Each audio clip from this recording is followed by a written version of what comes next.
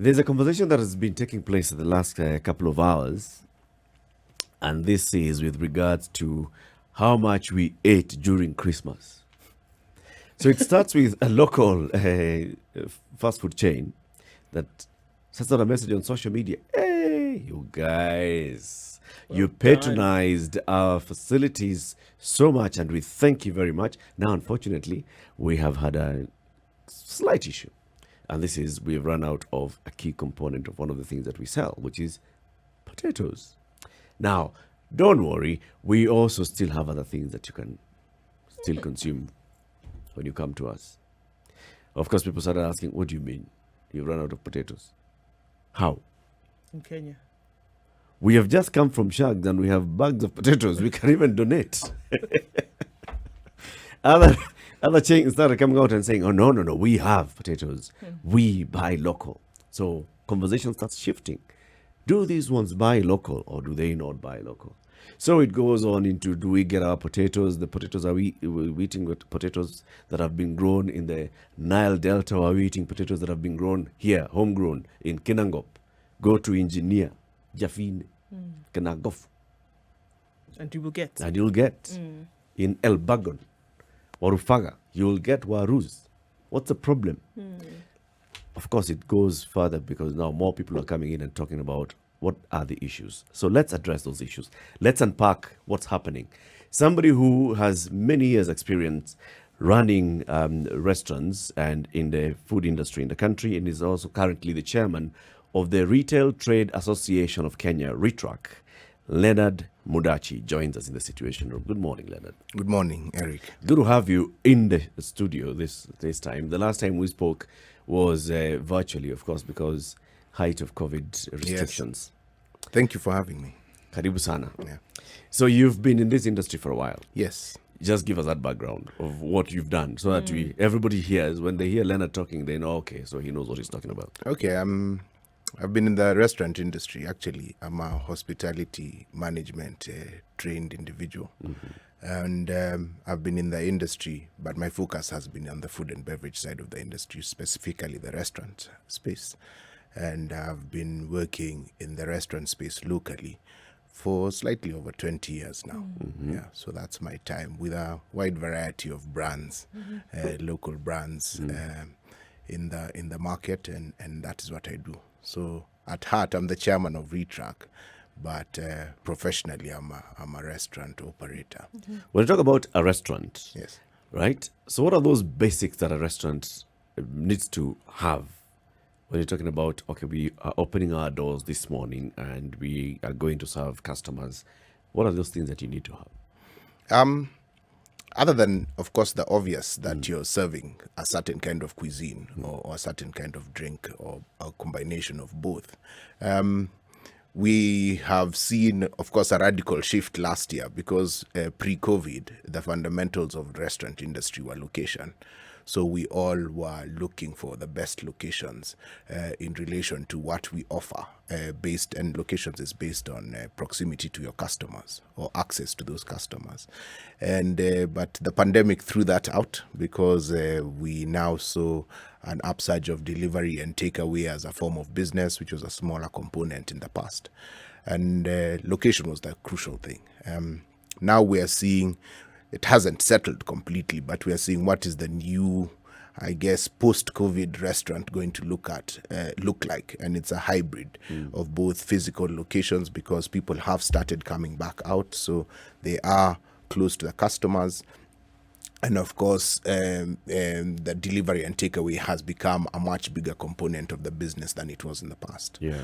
Over and above that, you have then your supply chain, which I think is going to be a key topic for today. Yep. Because what you're talking about is, are you able to get your product in the, I call it the trifecta. So there are three things: consistency of quality, quantity, and price. Because restaurants are fundamentally for-profit businesses. And those three things are what will affect how you get the product to the plate of the customer. Quality, you want a quality because you're building a brand, and so you want a certain standard in that quality. You want quantity.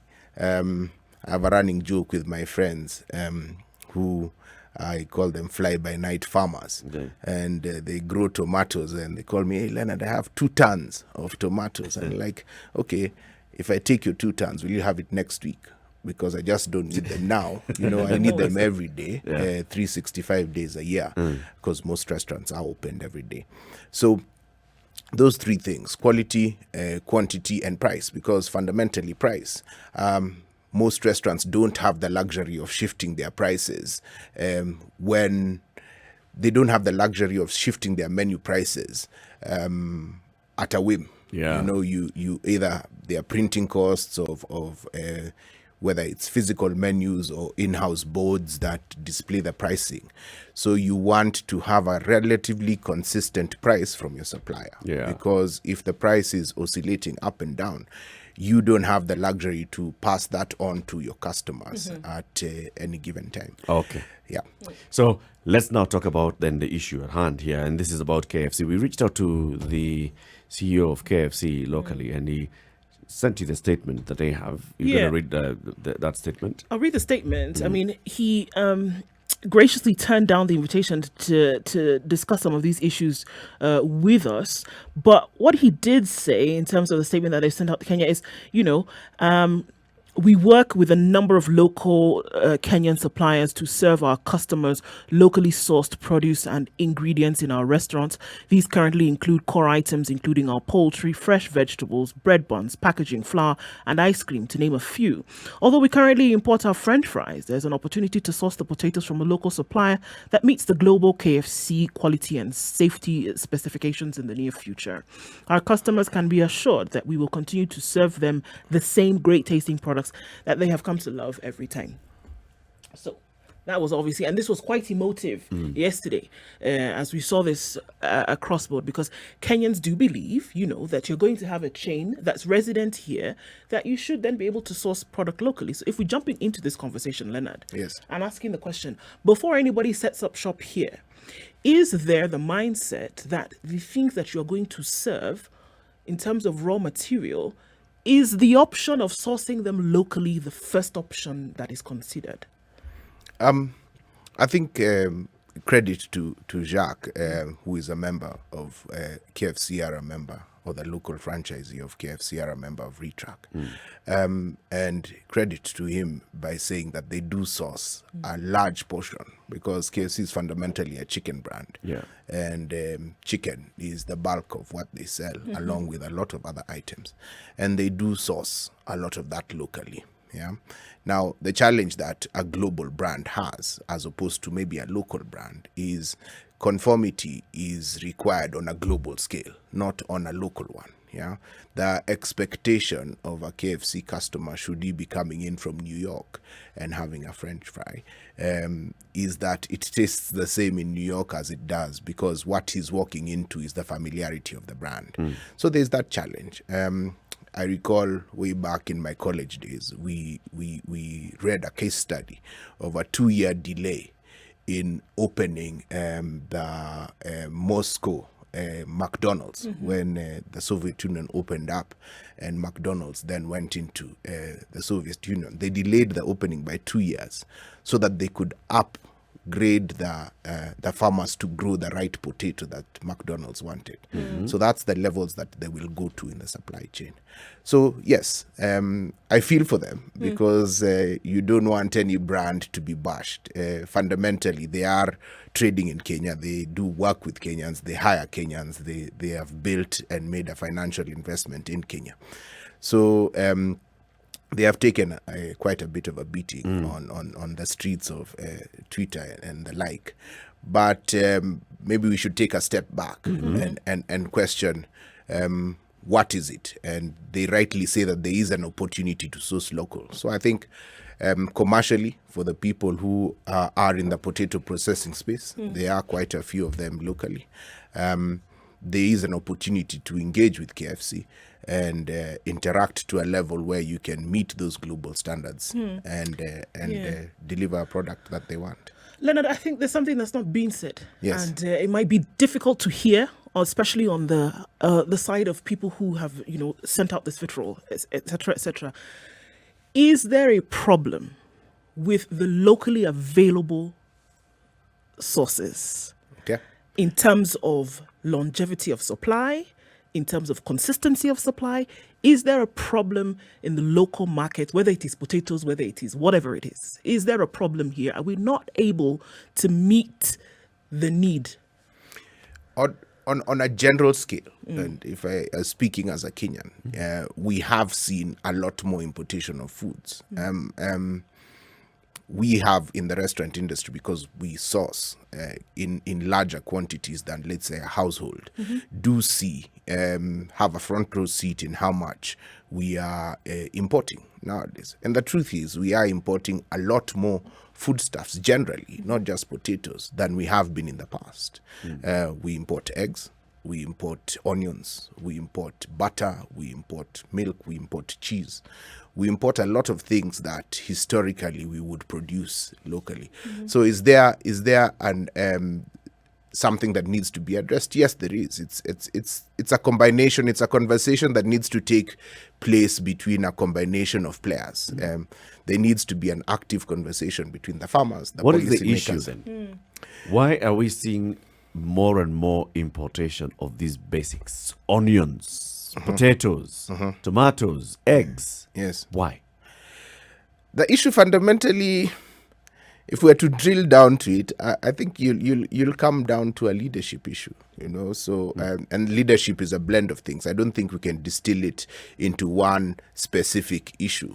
But the reality is, our population has grown, our consumption has grown, and our output has not grown to match that, whether it's the reduction in the availability of agricultural extension officers in a local context, or the from the real estate side, we have seen a lot of prime agricultural real estate convert to residential and commercial real estate around particularly the outskirts of Nairobi, or if it's the failure to adopt modern emerging techniques in farming that will allow us to keep up with our growing population and growing demand. So how is it manifesting? Are we saying, because there's something that you said, that a restaurant will look for consistency in quality, quantity, price. Yes.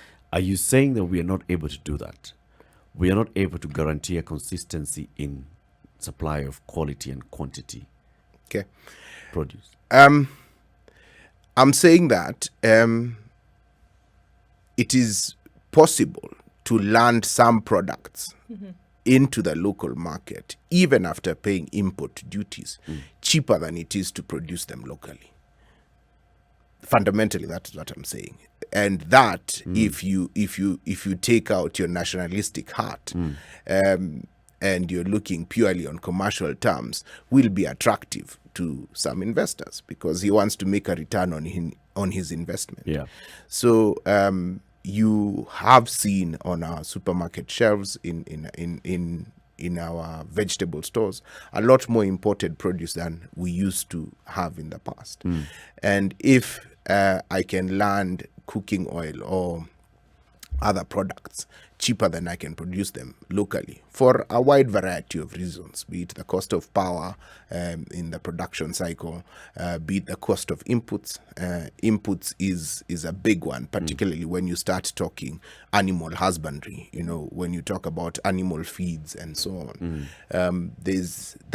Those collective issues all contribute to making some of the products that we use. And that's why I go back to saying that this is not an issue to be addressed by one person. You can't throw the ball on the table of one person. That discussion needs to take place between the policy makers, which would be our government bodies, both at ministerial level and the supporting entities, the farmers themselves, us as consumers, restaurant operators or supermarkets and the like, and to have a complete conversation around what would it take for us to have policies that are friendly towards us ensuring that we want to feed ourselves. I think an expectation to feed yourselves as a nation should be the very basic of what we should be able to do. It's even that's a national conversation, and as you know, the Big Four agenda, one of it is food security. And food security and what it entails, therefore, has been mainstreamed as a conversation. Yes. But we are still talking about cost of production being much higher in this country than in our neighboring countries, in Tanzania, Uganda, for instance, or even as far as Egypt, Yes. where cost of production and cost of transportation will still end up being cheaper than the cost of producing warus in Kinangop. Yes. So it goes beyond then just the cost of inputs. What are these things that are making our costs so much higher? What is this? Are these things that are impacting the quality of what we're producing? The quality of the potato that's being grown in Kinangop or in Bomet or in Elbagon. What is it that's impacting? You've thrown me a bit into an area that is not really my area of expertise, but I'll take a stab at it nonetheless. In my restaurant experience, I deal with potatoes, for example, like what we're discussing today, chips quite a lot. So what's the journey of potatoes from the seed all the way to the plate of the customer who's having the chips? First of all farming, whether it's animal husbandry or plantation farming, is about yield. You want to increase yield and ensure a certain standard of quality. So seed certification, you want your farmers to plant a certain seed of a certain quality. If you're to talk to KFC about what standards of potatoes they are looking for, they will tell you about, we want a certain variety at a certain standard with a certain water content of the final potato that we receive, and so on, so forth, delivered to us in a certain way, whether it's cut and frozen as chips and so on, and we will then proceed from there. So you start with a certified seed. So let's start with the fundamental question. How many potato farmers in the potato growing regions are growing potatoes with certified seed? Because when you start there, you can then graduate this discussion up and move to a conversation around, okay, if all our potatoes in this given area are growing certified seed, and we have had the conversation with the off-takers, so we appreciate the demand that is required of this type of potato. Then we know that X potatoes certified with the right rainfall patterns or irrigation will give us a yield of Y, and as a result, we will be able to service this demand. Now, if you are not starting with a certified seed conversation, then basically you're doing bat in a sibu. I will try, and we'll see. And I'll see if we get where it lands. And I hear what you're saying. Then I think it then starts from both sides of the value chain. Yes. And if it's demand driven, then it can develop. I mean, we are talking about the same country that is leading in production of coffee and exporting coffee, tea, floriculture. Our horticulture is doing very well in the export market. Yes. Because those markets have come up with a standard and said this is what we require, for example, of our French beans. Yes. And you go to farmers in Kerogoya, in Kirinyaga County, and farmers in Kirinyaga County know this is what the market expects, and this is what we need to produce. Yes. They made a couple of mistakes here and there, ignoring issues of residue, minimum residue. They were slapped with a ban, and they learned their lesson. Nowadays, farmers in Kirinyaga County are growing French beans, exporting. There are many examples. If the local restaurants and supermarkets are not setting the standard, how will the farmer then react? What will the farmer be responding to, if not the market? So I keep going back to the fact that this cannot be a conversation independent of all parties. So yes, you have the off-taker on this side, be it a restaurant or a supermarket. You have the farmer on this side. In between there, there's policy. First of all, not all farmers are equal. Yeah, you have different in Kenya particularly. Yep. You have smallholder farmers, you have medium-sized farmers, and then you have large farmers. Yeah, a conversation with a large farmer on X 100 acres might be easier because it's a one-stop shop. You'll discuss the standards, he'll get them, and he'll guarantee a return. Now, a conversation with a smallholder farmer in other sectors, yeah, is maybe a bit more complicated. There are smaller parcels of land. They are more in terms of numbers. They need to be a delivery. There needs to be a deliberate effort to train and to communicate this information. Yeah. For example, if I was to go to, you've used Kinangop. I don't know if Eric is from Kinangop because he's used it quite a bit. Yeah, we know But- Kinangop and potato. But if we are to go to Kinangop and find farmer X who's on 2 acres, yeah, does he understand what the standard is? I don't know. Yeah, but that's a question for a policy maker and for an agricultural extension officer somewhere in Kinangop, yeah, who's able to distill this information and give it to a customer. Because fundamentally, what do you want? You want a successful farmer. Yeah. And I think it's also important to say that any local player, be it a restaurant or a supermarket, is a reluctant importer. From the get-go? From the get-go. I would not import something that I don't have to import. The 3 things that I mentioned, quality, quantity, price, are one of those 2 things, or a combination of 2 or all 3 of them, are the ones which will lead me to import. Yeah, if I can find a local product, yeah, that is available at the right quality, in the right quantity, at the right price, why would I import? Why would I put myself through the hassle of going to the port to clear a frozen container? So then that's Potatoes. that's the uncomfortable status of things then. Yes. That they're not locally available, quantity, quality, and price. And that's the reason And why that's the the issue. exports are big, and that's the issue. It's Let's always take a going break. to be one of those 3 things. Yes. Eric Latif Nduoko and our guest Leonard Mudachi, Chairman, Retail Trade Association of Kenya. We are talking about the potato chip supply chain. Leonard, you said, yes, there are many players and key is the policymaker as well. But I still want to go back to the market. The farmer, the producer, and the off-taker. And this is you on the other end. Now, have we seen, for example, RETRAK organizing, let's say restaurants coming together and saying, this is the quality that we want from our farmers. We have seen various farmers coming from these other parts of the country and saying we'd like to supply, and we have noticed that this is the challenge that you have. And we'd like you to work towards meeting this quality. And this is a minimum quantity that we require as an industry in the country. So if you can meet quality, quantity, and we discuss price, would be good to go. Do we see those conversations? And I'm going back to the example that I was giving. This is the same country that is among the biggest producers of flowers in the world, among the biggest exporters of avocado in the world. Same country. You're saying we are not able to supply our local market with potatoes because of our quality and quantity.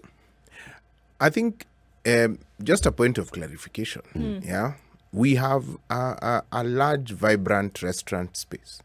In fact, in the last 20 years in Kenya, the restaurant space has really emerged and come into its own. Yeah, and a large proportion of our membership, yeah, in the restaurant space do source chips, specifically potatoes for chips locally.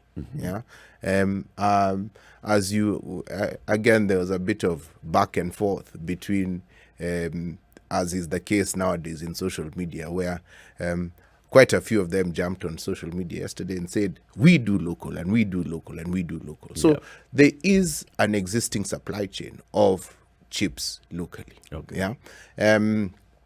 The question that you have asked is specific to specific brands. So that conversation takes place, yeah, but it takes place on a brand to brand basis. And what is the thinking behind that? Different brands have different standards. There's a brand that has said, I'm not going to serve frozen chips for whether it's internal systems and processes reasons or whatever reasons they have, whether it's global brand standards. I am a fresh chips brand.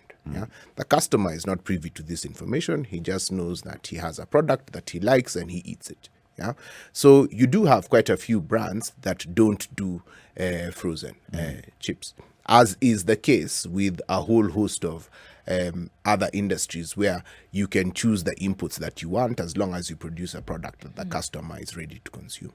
So it's not like Kenyan restaurants do not buy Kenyan potatoes, not at all.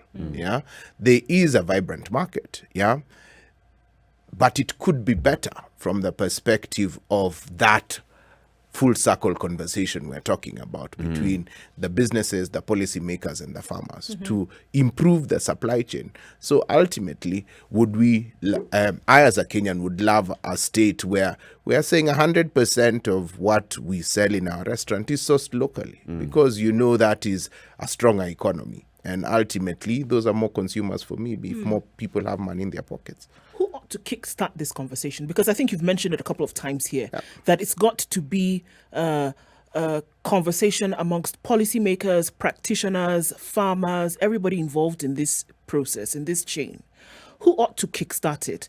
Because by the time X brand is coming into the country, they've received approvals from the same government. Yes. People have heard the chatter before they actually land here that they're coming in, right? So people have this information. They've sought approvals, they've sought licenses, 1, 2, 3, they've done the whole HR process. They're hiring Kenyans to do this work, right? So in other countries, we know for a fact that by the time they're having this conversation, the conversation about locally sourced product is actually being had at the time that they're acquiring said licenses. It happens. True. Because they realize that they also have a duty to protect their farmers. Yes. They have a duty to create an environment that will allow them, the farmers, to do business as government. So what stops this conversation from being had at the time when you're approving licensure, for example, for them to come into the country? It should be. It should be had at that point. So fundamentally, the answer to your question is it's a policymakers. Because KFC or Kuku Foods, who's the local franchisee of KFC, is a legal entity in Kenya. They are compliant. They have the necessary trade and regulatory licenses at all the outlets to trade in the country. So, and they have invested. They are an investor in the country. Yeah. So that conversation should take place locally. If I was to equate it to the conversation around, let's say, work permits. Yeah. If you have applied for a work permit for a foreigner in Kenya, there is a clause that says, how long is this foreigner required in this job? Who is shadowing him in this role so that you're building local capacity? And how long do you require him for? Yeah. And at that point, you say, I need this person for 2 years or 3 years. And I feel by that time, I'll have built sufficient local capacity for this job to be taken over by a local, if that local expertise doesn't. Could that be something that we have a conversation around in the supply chain? So you want to invest now, yeah, and you feel that there are some products that are not available locally in the three things, in the quality, quantity, and price that you want. But can the policy makers embed in that initial licensing discussion a conversation around, we'll allow you to start, yeah, but we also want you to work with Ministry X and Body X such that in 3 years of your trading, you are sourcing and supplying. I think that's a worthy conversation to have. Eric has given the example of avocado. This avocado conversation is still pretty new as what we see. And then there was the option of coming out of the Netherlands. All right, we're not getting enough in terms of our supply. So this is what we require. 1, 2, 3. We didn't have as many avocado farmers. But then what did local county governments do? Come together and they said, all right, this is what they require. This is how we can go ahead and do it. Can we put people together?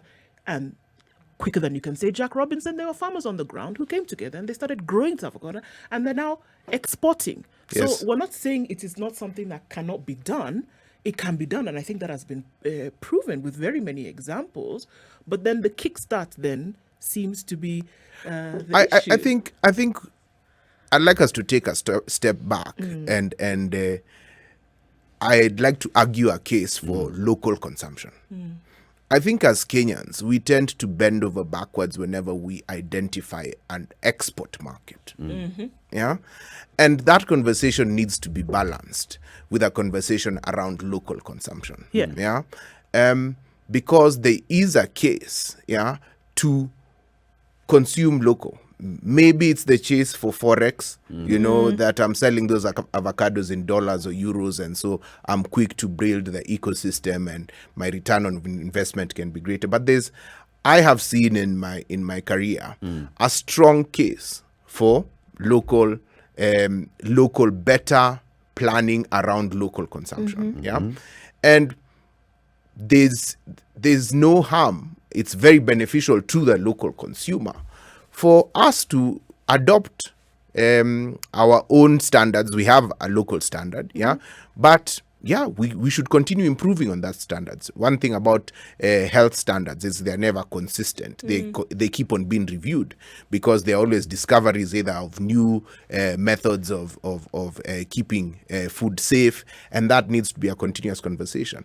So if we were to have this conversation from a local consumption perspective, I have no doubt in my mind that it's an issue that we can adequately address. Do we actually even deal with it? Look, for example, we were recently treated to some drama between Kenya and Uganda about importation of eggs. Yes. So it plays out in the public as trade wars between Kenya and Uganda. Does that conversation even go down to, so why are Kenyan traders choosing to import? Why are Kenyan consumers going for this particular product from this country? Is it an issue with our value chain? Is it an issue with our farmers accessing seeds and other inputs?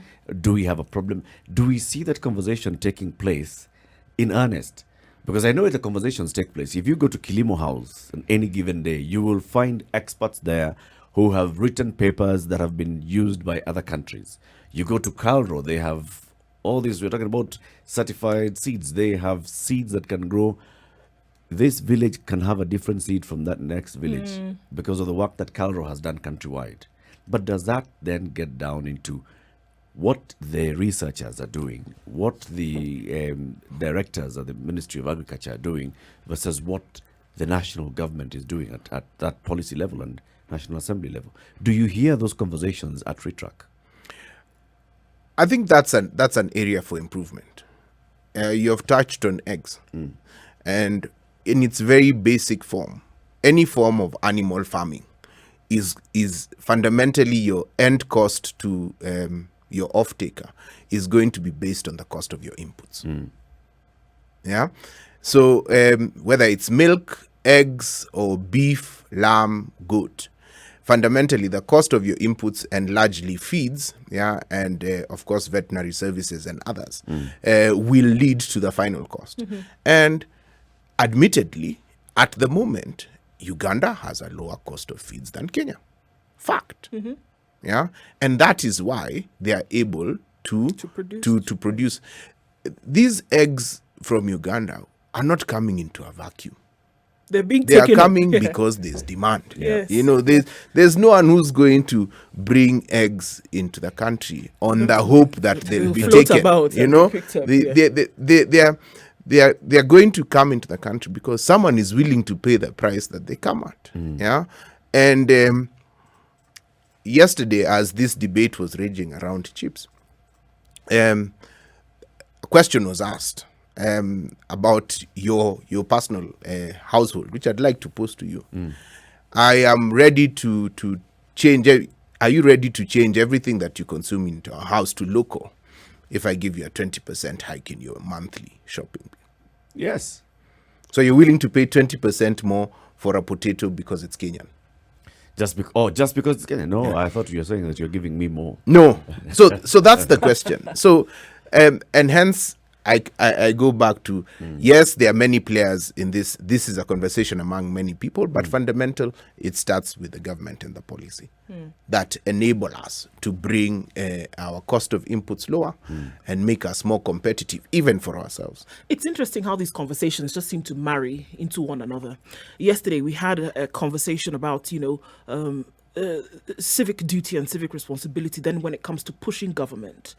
So coming on the other side of it, it could be that there's a whole mishmash of issues that government deals with on a daily basis. And maybe, all right, that this is not front and center in terms of priority until you see that farmers, practitioners could actually benefit if you gave it some attention. So would it be difficult on the other side of things, leaving policymakers, even if we have said that they are the ones who ought to kickstart the conversation, but we see that there's a loss happening here. Potential business is being lost on the side of farmers, other practitioners. Could they be the ones who kicked off the conversation in the interim, applied some pressure to say, can we do something about this to change the way in which we operate so that we can get into a place where businesses, the environment is conducive and we benefit as farmers? No, not only could the answer to your question is yes, they could, and yes, they are. Yeah, because there's a whole host of bodies. Yeah, this conversation was vibrant in quite a few forums, including different BMOs and lobby groups that are taking it quite seriously. Rightly so, because like you rightly say, it is a business opportunity for Kenyans and for the Kenyan economy that is being lost to imports, and worried to be addressed. The upside could be Kenyans, could be Kenyans. And so, yes, it should happen. It is happening. But ultimately, responsibility has to be given to the one who has the greatest authority for that change. Yeah, and it is the national government. I hear everything that you've been saying. Basically, you've just been saying leadership. Yeah. With the right leadership, you'd have the right focus. The right focus would address some of these issues. Looking at, okay, so what are we producing? Are we able to produce it more affordably? So that we stop having to import. It's about leadership. Somebody else who also was participating in that conversation on social media yesterday is Kadhambi Karia, and she also gave her own experience with imagining that she could supply potatoes to a big restaurant chain and choke on her. And she joins us now on the line. She's just on the line. Kadhambi, good morning. Hi, good morning. How are you? Very well, thank you. Thank you very much for joining us in the Situation Room. Yes, thank you for having me. So you went on Twitter yesterday and you gave your own experience in trying to imagine that you could meet the demand in terms of quality and consistency of quantities to a local chain. Just take us through your own experience as you try to work on that, and then also working on the other requirements that were placed by the restaurant chain. Oh, okay. Well, first of all, let me say this was way back in 2011. So obviously, time has passed, and sure, technology has improved. But fundamentally, the issues that were raised then and that continue to be raised in regards to sort of our agricultural sector participating on a global platform are still very relevant, right? So when we talk about standardization and quality control and, the ability of, say, multinationals to sort of track produce, when you put all these requirements together and think about what kind of farmer would be able to meet those standards and to also meet sort of the quality and the quantity and steady supply that, institutions and companies like KFC require, you sort of knock out a good chunk of smallholder farmers, right? Because how many farmers would be able to supply the quantities reliably over time to a KFC, for example?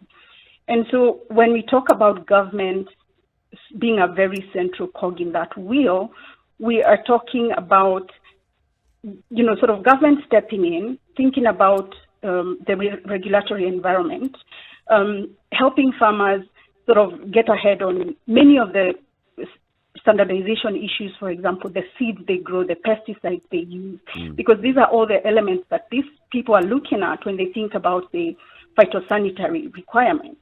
They want to know what seed was planted, how it was grown, what pesticides or herbicides were used in this crop. And the other angle to that is the logistics part of it.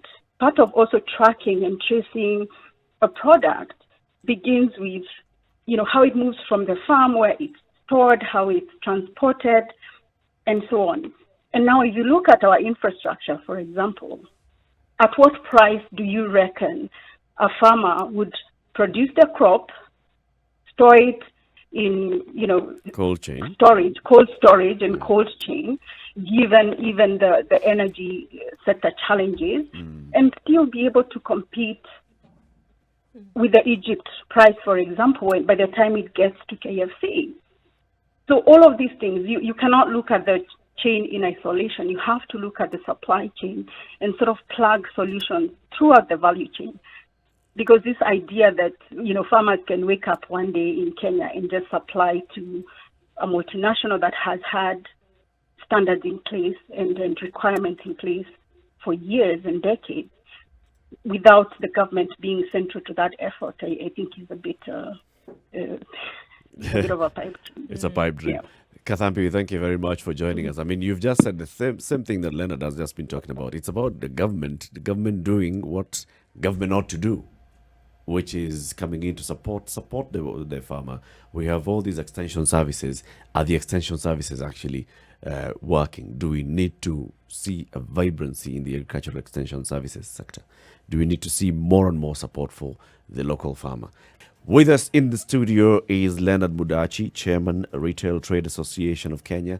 We've all just been having a conversation with Kathambi Karia, who is I Am Kathambi on Twitter, who was also very, very active on matters of environment and conservation and farming and supporting just local industry.